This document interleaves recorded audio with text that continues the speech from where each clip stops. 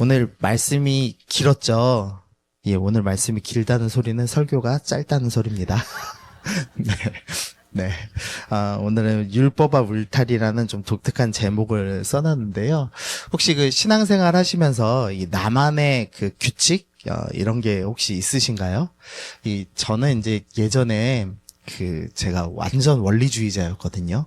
그래서, 오직 성경만 읽어야 된다, 라는 생각으로 대학을 다니면서 교과서를 안 읽었습니다.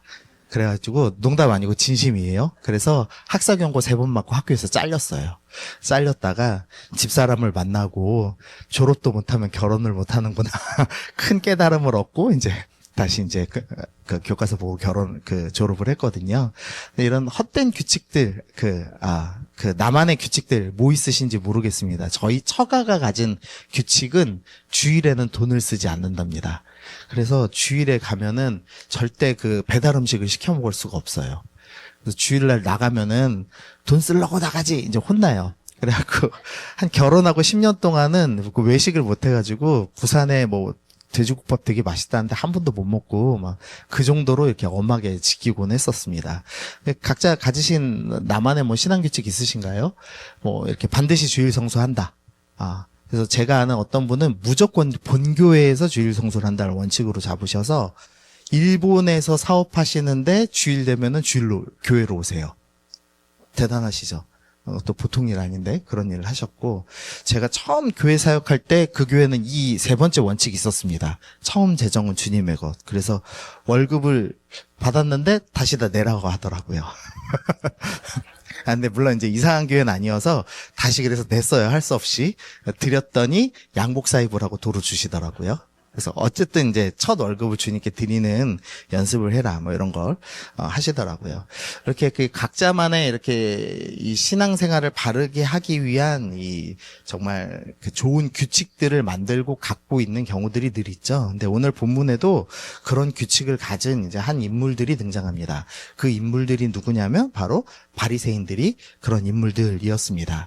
오늘 바리새인들이 지금 손 닦는 이제 그 문제를 놓고선 이제 예수님과 논쟁하는 스토리가 나오는데요. 이들이 이제 왜 손을 닦게 되었는가? 그 이유는 이제 출애굽기 30장의 이유가 나오는데요. 30장 보시니까 아론과 그의 아들들이 그 두멍에서 수족을 씻대 하면서 이 성막 안에서 제사장들이 손을 씻는 구절이 나옵니다. 하나님께서 이제 제사를 드리기 전에 이제 이 제사장들에게 정결하게 하기 위해서 손을 닦으라고 말씀을 하셨습니다. 근데 그 말씀을 이 바리새인들이 보니까 거룩하게 하는 게 너무 중요하구나라는 걸 깨달은 겁니다. 그래서 우리는 어떻게 하면 하나님이 기뻐하시는 그 거룩을 살아갈 수 있을까? 내가 부정한 것 안 먹는 수준, 부정한 것 안 만지는 수준을 뛰어넘어서 아예 우리가 더 강력한 법을 하나 만들자. 그렇게 해가지고 율법 앞에다가 울타리를 하나 더 치기로 결정을 한 겁니다. 그래서 제사장들이 씻어서 거룩해지듯이 우리는 더 거룩해져야 돼. 이제 이런 마음으로 이제 율법들을 제정하기 시작했습니다. 나름의 전통을 이제 정하기 시작했습니다. 그래서 그 전통이 오늘 본문에 보면은 바리새인들과 모든 유대인들은 장로들의 전통을 지키어 손을 잘 씻지 않고서는 음식을 먹지 아니하며, 일단 음식 먹기 전에 무조건 손을 씻어서 정결하게 합니다. 또 그뿐만 아니라 4절 보시면 시장에서 돌아와서도 물을 뿌리지 않고서는 먹지 아니하며 그 외에도 여러 가지를 지키러 오는 것이 있으니 잔과 주발과 녹그릇을 씻음이라. 그러니까 어디 밖에서 나오면 혹시나 부정한 게 묻었을까 싶어서 이 컵이든 그릇이든 뭐 심지어는 전승에 보면 뭐 침대까지도 다 물 뿌려서 이제 정결하게 하는 예식을 갖추었다고 합니다. 근데 이 이유가 뭐냐? 전부 거룩해지기 위해서였습니다. 그러면서 이제 손 씻기가 이제 특별히 나와 있는데요. 이 손 씻을 때 4가지 경우에 손을 씻는답니다. 유대인들이 식사하기 전후에, 기도하기 전에, 제사장이 축복하기 전에, 잠자리에 일어나기 전에. 그래서 여러분 지금 만약에 예배 오시면서 손을 안 씻고 오셨다. 그러면 여러분은 지금 부정한 겁니다. 네, 부정하시죠? 손을 씻고 오셨나요? 네, 손 씻는 법칙이 있습니다. 저도 몰랐는데 G마켓에 이 유대인들 손 씻는 그릇도 팔더라고요. 그래서 제가 들었는데, 지금 이게 보시면은 그릇에다가 손 닦는데 좀 독특한 장면 느껴지시는 거 없으신가요? 예? 어떻게 닦고 있죠, 손을? 컵으로 닦고 있고요. 보통 손 어떻게 닦죠, 저희? 그렇죠. 두 손으로 비벼 닦아야 깨끗해지지 않습니까? 근데 어떻게 닦고 있죠? 한 손으로 닦습니다. 한 손으로. 이유가 뭐냐? 비비면 어떻게 되죠? 이 손에 있는 부정한 물이 튀어서 이 손에 묻어서 이 손이 부정해집니다. 그래서 비벼서 쓰시면 거룩해지실 수가 없어요, 여러분. 유대인들의 법에 의하면. 그럼 어떻게 하냐? 요렇게 해가지고 흐르는 물에다가 이렇게 씻는답니다. 요거는 지금 너무 간소화된 현대이고요. 예수님 당시에는 이렇게 위에서부터 물을 부어가지고 손목으로 흘러내려야지만 거룩해진다고 생각했습니다. 그리고 요 물이 절대 이쪽에 튀면 안 되기 때문에 한 손씩 해서 그래야지만 이제 거룩해지는 이 율법을 전했습니다. 근데 이제 이렇게 한 이유가 뭐냐? 다 거룩해지기 위해서고 선한 의도에서 시작된 일이었다는 겁니다. 그런데 이제 이것이 이제 문제를 일으키는 거죠.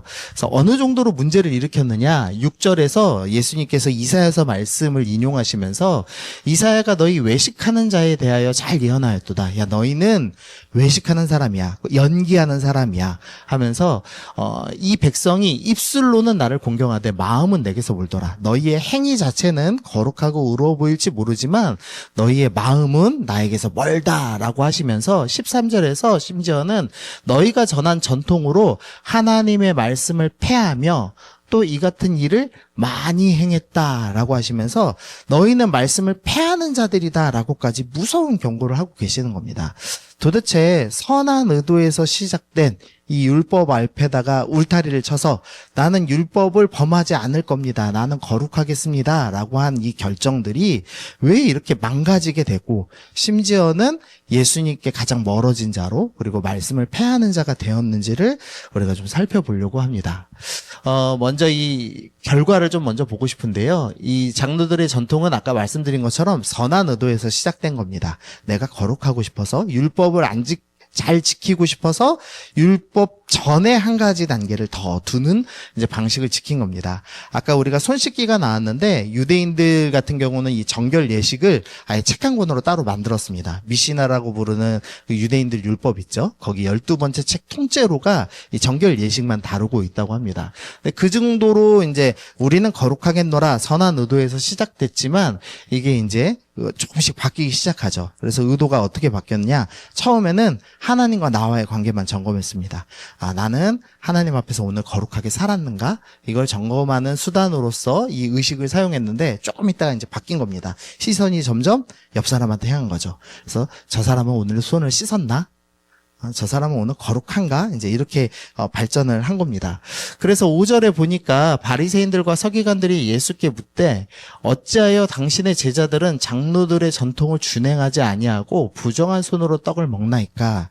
사실 저는 이 말씀 읽으면서 제자들이 너무 대견했거든요. 이 바리새인과 서기관들이 우리 시선에선 이게 종교인이죠. 그러니까 목사님들이 왔어 이렇게 생각하시지만 유대인들에게는 이 법이 사회법이죠. 그러니까 검사들이 찾아온 겁니다. 검사들이 압수수색하려고 예수님과 제자들을 찾아왔습니다. 그래갖고 이렇게 쫙 쳐다봅니다. 근데 지적할 게 딱 하나밖에 없는데 손 안 씻은 거밖에 없는 겁니다. 좀 대견하지 않나요? 그러고 보시면. 참 거룩한 공동체였던 거예요. 그러니까. 그런데 이 거룩한 공동체를 향해서 이 바리새인들과 서기관이 야, 너희는 손 안 씻었어. 너는 장로들의 전통을 어겼어. 이러면서 정죄하는 것으로 시선이 바뀐 겁니다. 원래는 거룩을 위한 울타리를 쳤는데 거룩을 위한 울타리가 정죄의 울타리로 바뀐 것을 볼 수가 있습니다. 목사하면서 제일 무서운 사람이 누구냐면요. 성경 많이 읽은 사람이에요. 혹시 10독 이상 하신 분 계시나요? 여긴 없으시죠? 다행히. 네. 1독도 나는 못했다. 마음으로 한번 손들어 보시죠. 네. 있으실 거예요. 근데, 정죄하면 되나요? 안 되나요? 안 됩니다. 간혹 성경 막 1독, 10독 이걸 넘어서 100독 하신 분들이 있어요. 그분들은 진짜 온통 정죄의 눈으로 쳐다보죠. 그러면서 나이만큼은 읽어야 됩니다. 이런 분들도 있으시고 나이만큼 읽으려면 저도 한 40독 이상 해야 되는데 어림도 없는데요. 이렇게 꼭 성경 많이 읽으신 분들이 아유 성경도 안 읽은 것들이 1독도 안 한 것들이 이러면서 이렇게 정죄의 눈빛으로 쳐다보는 경우들이 종종 있죠. 제일 무서운 사람 또 거기에 새벽기도 같이 하시는 분들 진짜 무섭습니다. 새벽기도 하시는 분들은 눈빛이 매 눈이에요. 다행히 제가 보니까 저희 교회는 그러신 분이 없는 것 같아요. 네. 근데 종종 있거든요. 그래서 목사가 기도도 안 해 하면서 이렇게 째려보시는 분들이 꼭 있는데, 이렇게 우리의 신앙생활은 우리와 하나님과의 관계를 위해서 존재하는 것인데, 남을 정죄하는 수단으로 사용하는 것으로 발전해 버렸다는 겁니다. 그러니까 바리새인들은 거룩을 위해서 시작한 일이었지만, 이것이 이제 정죄의 수단으로 바뀌어 버렸다는 거죠. 두 번째로는 하나님의 계명을 파괴하는 결과를 낳았습니다. 예수님께서 점점 강조하고 계신 걸 좀 살펴보면 좋겠는데요. 8절에서 바리새인들을 향해서 너희는 하나님의 계명을 버렸다라고 얘기하셨고, 9절에서는 하나님의 계명을 잘도 저버린다 그러면서 잘자를 붙여가지고 더 강조하세요. 그리고 13절에서는 너희는 하나님 말씀을 패하고 심지어는 이 같은 일을 많이 한다라고 하면서 점점 강조하시면서 너희는 말씀을 파괴하는 놈들이야 라고까지 말씀을 하십니다. 그러면서 그 예로 고르반이라는 것을 말씀을 드리는데요. 이게 뭐냐, 그냥 쉽게 설명하면, 원래는 이제 십계명에서 우리가 부모 공경의 계명이 있죠. 그래서 이 부모 공경의 계명은 약한 부모님을 섬기라는 의도가 더 강합니다. 그냥 뭐 단순히 부모님이니까 공경해라 이게 아니라, 부모님이 연로하시면 경제적인 일을 하실 수 없게 되잖아요. 그렇기 때문에 이 중년이 된 이 사람들에게, 율법을 지킬 수 있는 나이가 된 사람들에게 연로한 부모님을 너희가 공경해야 돼. 이제 이 취지로 이 십계명이 정해져 있습니다. 그런데 이 바리새인들이 이제 율법 앞에다가 뭔가를 하나 쳐놨습니다. 서원에 관한 법칙을 하나 적어놨습니다. 이 서원하는 것도 책 한 권이 또 따로 있답니다. 아까 정결의식도 따로 있고 서원도 책이 따로 있대요. 근데 거기에 이제 어떤 제도가 있냐? 고르반이라는 제도가 있습니다. 뜻은 예물이나 맹세를 의미하는데, 이게 뭐냐? 만약에 내 재산 중에서 고르반 하나님께 드릴 거야 라고 선언을 하면은 이제 그거는 다른 사람이 절대 건들 수 없는 재산이 되는 겁니다. 오직 하나님께 드릴 수만 있습니다. 근데 문제가 있는데요. 고르반이라고 해서 제 재산 전체를 하나님께 헌납하겠다고 결정은 하는데, 시기는 내 맘대로 할 수 있답니다. 그러니까 부모님이 연로해지셔서 용돈을 드려야 될 쯤에 고르반이라고 해서 저의 재산 전체를 하나님께 헌납한 다음에 제가 죽기까지 그냥 그걸 쓰는 거죠. 그리고 죽기 직전에 남은 거 드리면 되잖아요. 이런 식으로 바리새인들이 악용을 했답니다. 그러니까 이 하나님의 율법을 잘 따르는 척하면서 이 하나님의 말씀을 안 지키고 하나님의 말씀을 폐하는데 이 전통을 사용한 거죠. 그래서 전 나의 고르반은 뭔가 좀 생각해봤는데요. 제가 두 가지 예화가 좀 생각났는데, 아빠 또 놀러 오세요. 이거 뭐냐면, 제가 한 7년 전 교회에서 사역할 때인데, 제가 좀 일 중독이 있거든요. 여러분이 이제 저 볼 때마다 일 너무 많이 한다고 하시는데, 제가 이때껏 사역한 중에 가장 여유롭게 사역하고 있거든요. 저희 집사람이 너무 좋아해요. 퇴근을 하니까. 근데 제가 7년 전만 해도 퇴근을 잘 안 했습니다. 별 보고 출근해서 별 보고 퇴근하는 그 일을 항상 했거든요. 근데 몇 달 만에 그날 좀 늦게 갔습니다. 9시인가 10시쯤 출근을 했어요. 보통 이제 사람들 출근한 시간대 출근을 했습니다. 근데 저희 딸이 4살이었는데 저한테 농담 안 하고 이 말을 했습니다. 아빠 또 놀러 오세요 이러더라고요. 그때 당시 TV 광고 유행이었거든요. 근데 문제는 저희 집에 TV가 없었어요. 아기가 그냥 모르고 한 말이에요. 목사가 가정을 안 돌보는데 애가 아빠가 놀러 오는 존재로 이해할 만큼 가정을 안 돌본 거죠. 그래서 제가 그때 되게 충격받아갖고 그때부터 좀 퇴근을 평소보다는 잘하고 있습니다. 또 하나의 예화가 있는데요. 에버랜드에 성경이 있는 엄마인데 지금 회개하는 마음으로 집사람하고 이제 애를 데리고 에버랜드를 한번 갔습니다. 근데 거기에 성경 읽으시는 엄마가 있더라고요. 아유, 얼마나 좋아요. 이게 죄송한 말씀이지만 목사 입장에서 되게 기특해 보였습니다. 처음에는 이런 데까지 와서 말씀을 읽다니 이 생각이 들었습니다. 근데 문제는 그 놀이기구를 1시간 동안 기다리는데 그 엄마가 1시간 동안 성경을 읽었다는 거예요. 그래서 아빠랑 애들인 엄마 성경이 있는 걸 방해하지 않기 위해서 한마디도 못하고 있더라고요. 그게 맞나?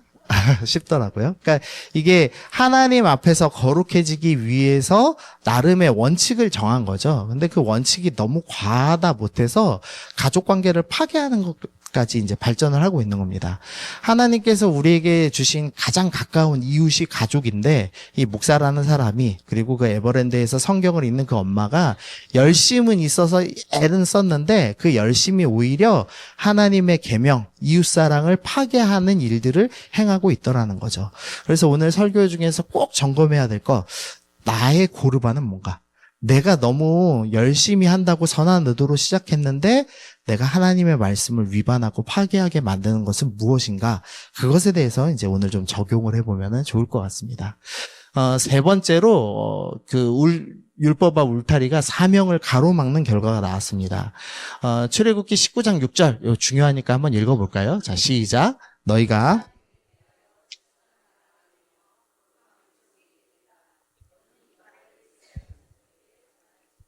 네, 이스라엘의 사명입니다. 이스라엘 나라의 사명은 제사장 나라입니다. 제사장 나라는 이제 어떤 사명이냐? 제사장은 하나님과 백성 사이에 서서 어떻게 하나님과 백성이 교제할지를 가르쳐주는 직업이죠. 그러니까 주변 국가들에게 하나님을 알리는, 즉 쉽게 말하면 그냥 전도하는 것이 이스라엘의 사명이었습니다. 그래서 이거 그림 하나 준비했는데요. 약간 과장되게 그려놓은 거지만 이스라엘 저 가운데 있는 파랑색 이스라엘은 어떤 나라냐? 유럽과 아시아와 밑에 있는 아프리카의 중간에 있는 지정학적 위치를 주셨습니다. 이걸 설명하려고 이제 그린 그림이에요. 이스라엘을 왜 저 자리에 두셨느냐? 저 중간에 있으면서 말씀을 전달하는 통로가 되게 하시려고, 제사장 나라로 삼으시려고 이스라엘을 저기다 두셨습니다. 그런데 문제가 있죠. 이제 이스라엘이 나만 거룩해지기 위해서, 그러니까 거룩을 너무 신경 쓰고 정결을 너무 신경 쓴 나머지 나만 거룩해지려고 부정한 것에 손대지 않기로 결정하면서 문제가 발생했습니다. 그래서 어떤 일이 일어나냐? 성경에 보면 이런 일이 있습니다. 누가복음 8장에 이 12의 혈루증 앓는 중에 혈루증 앓는 여인이 나옵니다. 아무에게도 고침받지 못하던 여자가 예수의 뒤로 와서, 예수님 뒤로 와서 옷자락을 몰래 잡는 스토리가 나옵니다. 왜 몰래 잡았죠? 앞에서 잡으면 자신의 부정함이 때문에 예수님께서 사역하시는데 방해가 될까봐 겁이 나서 앞에서 감히 잡지 못하고 뒤에서 잡는 스토리가 나옵니다. 그러니까 부정하다고 여겨지는 사람들이 이 이스라엘 사람들 앞으로 나아가지 못하는 일이 일어나죠. 이 요한복음 4장도 마찬가지입니다. 사마리아 여자가 이르되 예수님께 말씀드리는 겁니다. 당신은 유대인으로서 어찌하여 사마리아 여인인 나에게 물을 달라 하니까 하니 이는 유대인이 사마리아인과 상종하지 아니함이다. 이 유대인들이 율법을 잘 지키겠다면서 울타리를 쌓았는데 그 결과가 어떻게 됐느냐? 사명을 이루지 않는 이유로 바뀌었습니다. 그래서 심각한 이제 문제를 일으킨 거죠. 근데 왜 이 말씀을 드리냐? 이 지금 오늘 본문이 써져 있는 7장 1절부터 23장의 3절에 써 있으면서 예수님께서 이것을 가르치신 이유가 뭐냐면 이후에 나오는 스토리 때문입니다. 이제 7장 26절에는 우리가 잘 알고 있는 수로보니게 여인이 나올 겁니다. 자기 딸이 귀신 들려 있는. 그러니까 귀신 들렸다는 것 자체도 더러운 것이요. 그다음에 이방인이라는 것 자체도 더럽기 때문에 감히 예수님 앞에 나올 수 없는 여인이 앞에 나오죠. 근데 예수님께서 그때 뭐라고 하냐? 27절에서 예수께서 이르시되 자녀로 먼저 배불리 먹게 할지니 자녀의 떡을 취하여 개들에게 던짐이 마땅하지 아니하니라.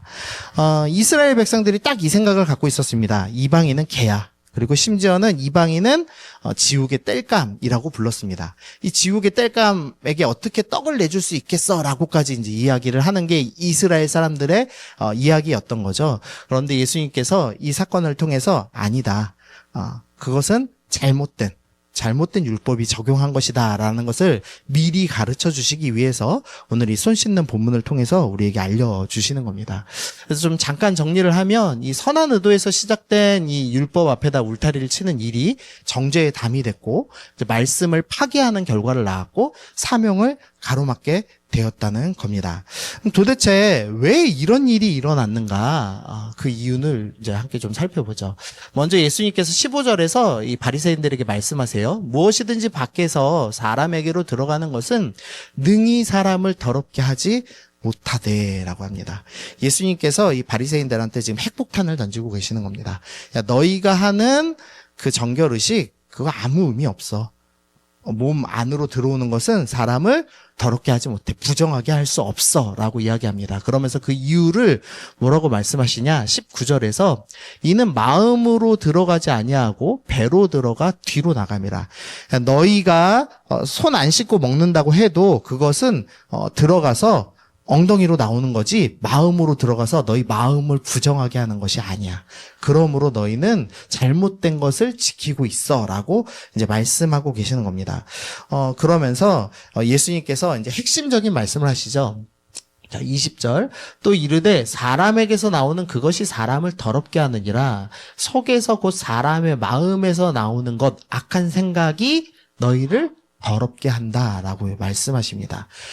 마음에서 모든 게 더러워진다라고 말씀하시는니다. 우리의 겉에 있는 것, 우리가 율법을 잘 지켜서 우리가 정결해지고 부정해지고가 결정되는 것이 아니라 마음에서부터 악한 것이 튀어나오고 있다라고 말씀합니다.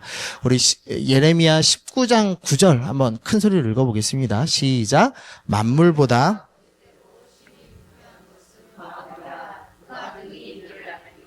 네, 성경은 우리에게 명확하게 말씀해 주는데 우리에게 가장 부패된 것, 그것은 마음이라고 이야기하시는 겁니다. 그래서 아무리 선한 의도를 가지고 행동할지라도 우리의 악한 마음을 거치면 어떻게 되느냐? 이것이 나쁜 결과물을 냅니다. 그래서 선한 의도로 율법을 행하고 전통을 만들지만 그것이 정죄를 하고 말씀을 파괴하고 사명을 이루지 못하는 비참한 결말을 낳는다는 거죠. 그래서 우리가 하는 어떤 선한 것도 선한 것으로 끝나지 않게 되는 무서운 결말이 우리 삶 가운데 있다는 것을 봅니다. 그러면 우리 그러면 어떻게 살아야 되지? 우리가 하는 행동마다 다 악하고 우리의 마음을 거치면 모두 쓰레기가 되니 우린 도대체 어떻게 살아야 되는가? 그래서 예수님께서 계시는 거죠. 먼저 이 정결율법을 왜 만들었는지를 좀 이해해야 됩니다. 이제 하나님께서 정결율법을 이 마음이 악한 우리에게 주신 이유가 뭐냐? 먼저 이제 잘못 생각하면, 그러니까 바리새인들처럼 생각하면 이런 결과를 낳습니다. 정결 예식을 주신 이유는 열심히 정결 예식을 행하면, 노력하면 정결해질 수 있기 때문에 주신 거야 라고 생각하는 잘못된 생각을 할 수가 있습니다. 율법을 볼 때 이 바리새인들, 유대인들은 율법을 열심히 지키면 언젠가 깨끗해질 거야 라는 잘못된 생각을 한 겁니다. 그런데 하나님께서 율법을 주신 이유가 뭐냐? 우리 노력으로 씻을 수 없다라는 것을 가르쳐 주시기 위해서였습니다. 물로 지금 씻었는데요. 오늘 본문에서는 사실은 이제 피로 씻으면 더 깨끗해지죠. 정결해지죠. 그런데 히브리서 10장 3절 보면 그러나 이 제사들은 해마다 죄를 기억하게 하는 것이 있나니, 그러니까 매년 물로 손을 씻고 들어가서 어린 양의 피를 이 귓볼이나 이런 데 바르면서 피로 자기의 죄를 씻어내죠. 근데 씻어내고 돌아가면 어떻게 되죠? 문 밖에 다시 나서면 결국 죄를 짓고 다시 더러워집니다. 그러니까 유대인들이 이걸로 깨달아야 됐습니다. 우리 죄는 무엇으로도 깨끗해질 수 없구나. 죄를 씻는 것은 일시적인 일일 뿐이고 우리의 죄를 아무것도 해결해 주지 못하는구나. 그러면 영원히 죄를 씻을 수 있는 방법은 없는가를 생각하면서 영원히 죄를 씻어 주실 분, 구원자 예수님을 소망했어야 합니다. 그런데 유대인들이 그 일을 하지 못했던 것이죠. 그래서 히브리서 10장 14절 그가 거룩하게 된 자들을 다 한 번의 제사로 영원히 온전하게 하셨느니라. 예수님께서 우리 가운데 찾아오셨습니다. 왜냐? 우리의 노력으로, 우리의 의로움으로, 우리의 율법 행위로 자기를 어떻게 해도 이 악한 마음이, 악한 생각이 나오는 마음에서 나오는 그 모든 일은 더 깨끗해질 수 없기 때문에 예수님이 우리에게 찾아오셨습니다. 그래서 어떻게 하시죠? 자신의 몸을 십자가에 쪼개셔서 그 피로 우리를 정결케 해 주셨습니다. 그래서 그 제사는 세상에 있는 의식과는 달라서 다시 죄를 위하여서 제사 드릴 필요가 없는 단 한 번의 제사로 모든 것이 정결케 되는 놀라운 일을 예수님께서 우리 가운데 행하셨습니다. 예수님께서 피로 우리를 씻으시면 어떤 일이 일어나느냐? 우리는 언약을 깨트린 사람이었습니다. 우리는 언약 깨트렸지만 예수님께서 우리를 정결케 해주시면 파란색 글씨의 일들이 일어납니다. 우리 읽어보겠습니다. 시작. 내가 나의 법을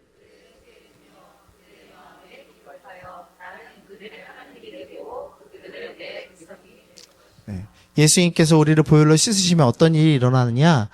우리의 마음에 예수님께서 말씀을 새겨주시는 일이 일어납니다. 그래서 우리의 악한 것을 생산해내는 것이 아니라 말씀을 통하여서 이제 하나님이 기뻐하시는 것을 생산할 수 있도록 변화되는 놀라운 은혜가 일어나게 되더라는 거죠.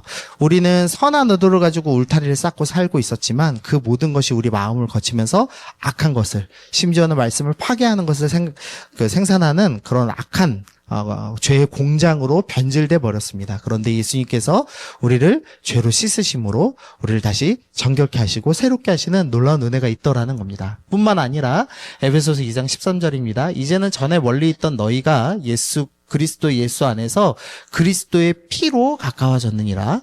그는 우리의 화평이신지라 둘로 하나를 만드사 원수된 것 곧 중간에 막힌 담을 자기 육체로 허시고.